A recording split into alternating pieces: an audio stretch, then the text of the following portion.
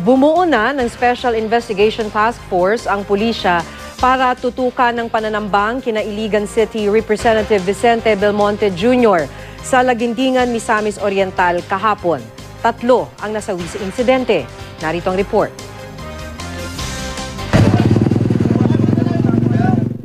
Lulan ng 2 sasakyan ang mga nasa likod ng pananambang sa convoy ni Iligan Representative Vicente Belmonte Jr. 3 ang naitalang patay sa insidente kahapon. 2 sa mga nasawi ang escort at driver ni Belmonte. Pulis naman ng isa. Nasugatan naman ang kanyang Chief of Security at bodyguard. Nakaligtas naman ang congressman. Wala naman siyang mga death threat na natanggap namin except siguro sa tingin namin more or less political angle yung mga pangyayari. Galing ng Maynila si Belmonte at papauwi na sana sa Iligan City nang mangyari ang insidente. Base sa report ng pulisya, nakalayo na ang convoy ng congressman sa Lagindingan Airport nang mangyari ang pananambang. Nakatakas ang mga salarin habang abala ang mga tao sa pagresponde sa mga biktima. Ayon kay Belmonte, nasa 8 hanggang 10 armadong lalaki ang nanambang sa kanila. Nakaganti raw ng putok ang security escort niyang pulis.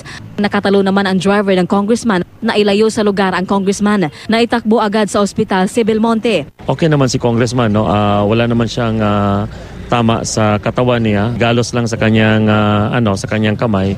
But so far, thank God, he's okay. Na-recover sa crime scene ang 2 caliber 45 na baril, isang M16, mga empty shells at mga bala. Bumuo na ang pulisya ng Special Investigation Task Group na tututok sa kaso sa pananambang kay Congressman Belmonte. Nagplano na rin ang PNP na dagdagan ng police augmentation para sa seguridad sa Lagindingan Airport. Joe Legaspina, Nagbabalita, Pilipinas.